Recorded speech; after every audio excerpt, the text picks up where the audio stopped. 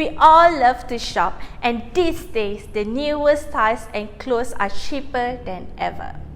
You can literally grab a dress for 30 ringgit, which is basically the price of 1 cup of modified Starbucks coffee. But do you know the consequences of buying cheap clothes comes at a high cost? Assalamualaikum and hello, my name is Suhaidah Binti Mahmood from class ELC590 from group NBM 6A, and today I'll be sharing to you the impact of fast fashion towards our economy, social and environment. But before we get into all that, what exactly is fast fashion? You are right if you think fast fashion sounds like fast food because it's cheap, with low quality and ready to serve to consumer. Basically, fast fashion is retailers responding to trends, and this means garments are going from design to the clothing rack quickly and inexpensively. So let me take you into a little bit of history how fast fashion came to be. This all started in New York City. The pioneer of fast fashion is Amancio Ortega, the owner of Zara, and his mission to take clothing through this process within 15 days for a garment to go from a designer brand and to being sold on the racks.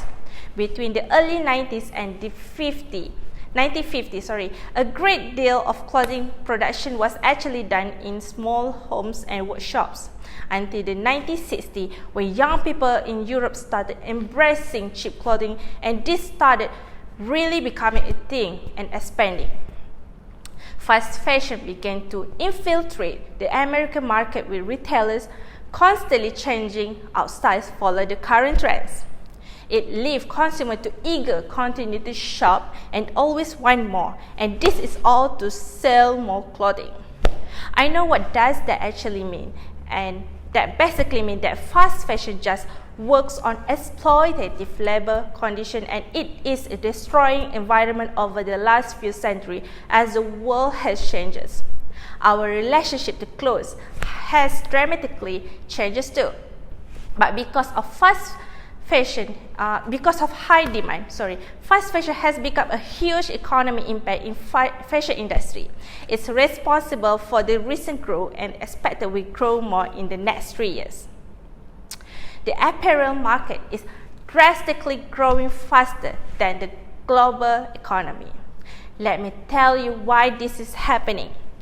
I have clothing for all occasions, from weddings, lingerie with friends, or even a formal event. I have enough clothes for everything what comes my way.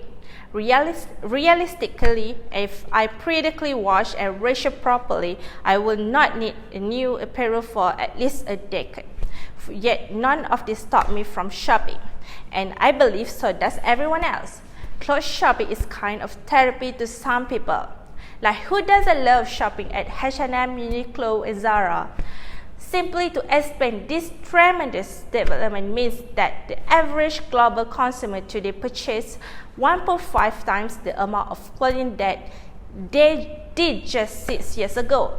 According to Marketline, a business information company, the global fashion industry has been growing at a 4.78% yearly rate since 2011, now valued at nearly $1.4 trillion in sales for 2020. The industry shows no sign of slowing, as the market is projected to experience 5.91% yearly growth over the next 3 years.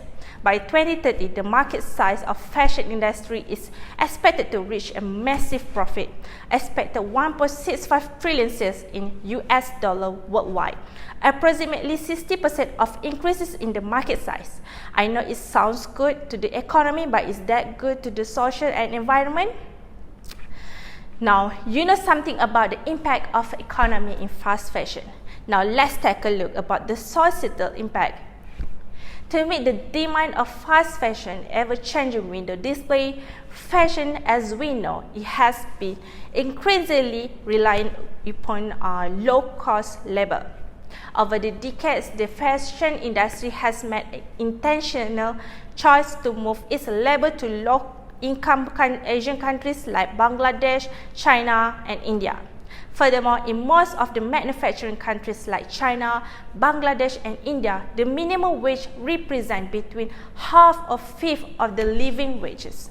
A living wage is the least minimum required by a family to meet its essential needs, such as food, rent, healthcare, and education.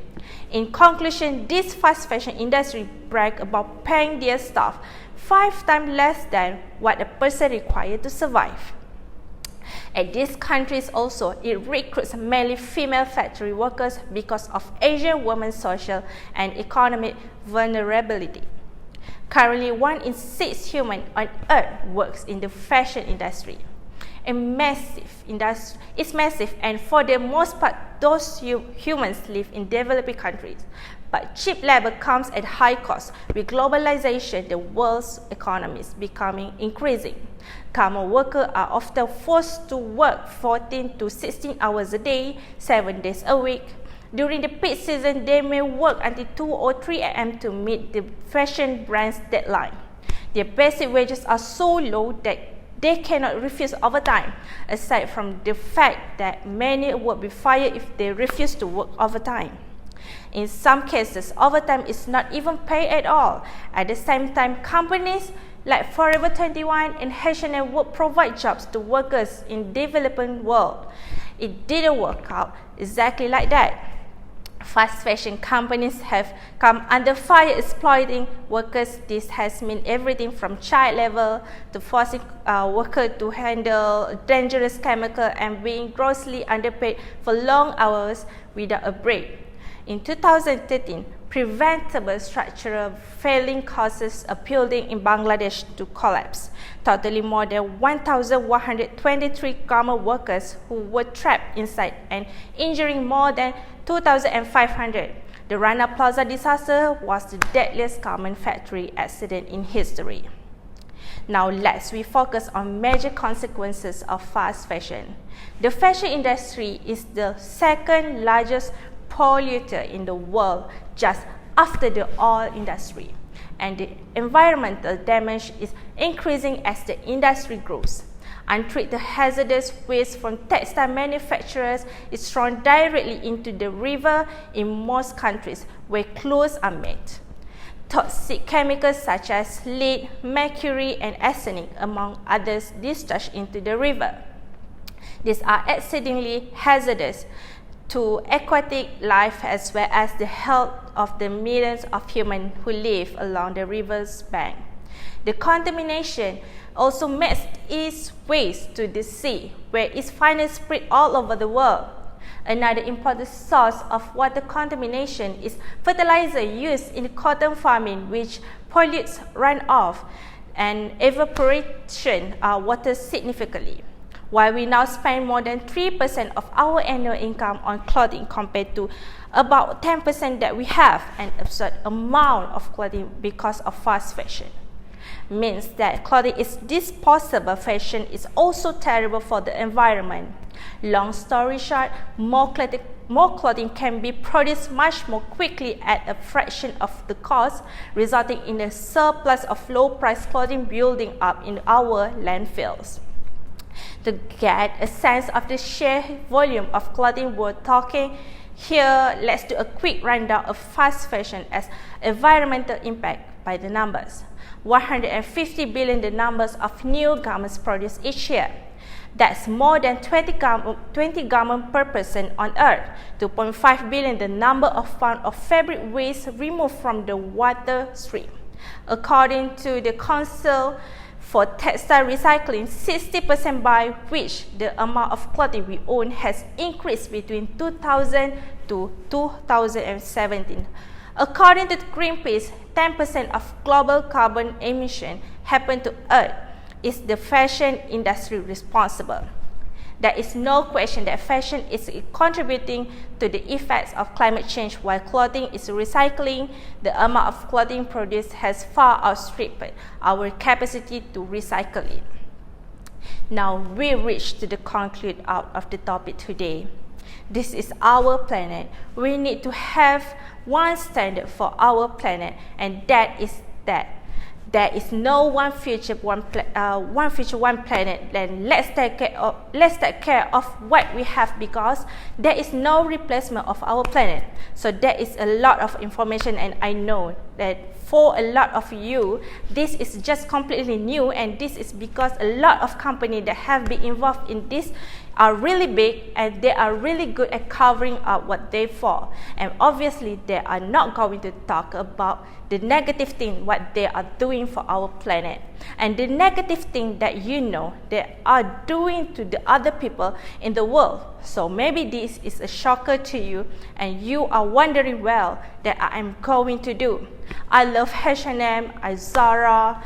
Well, I will give you some alternative. I think that the first thing you can do is shop the second-hand thrifting.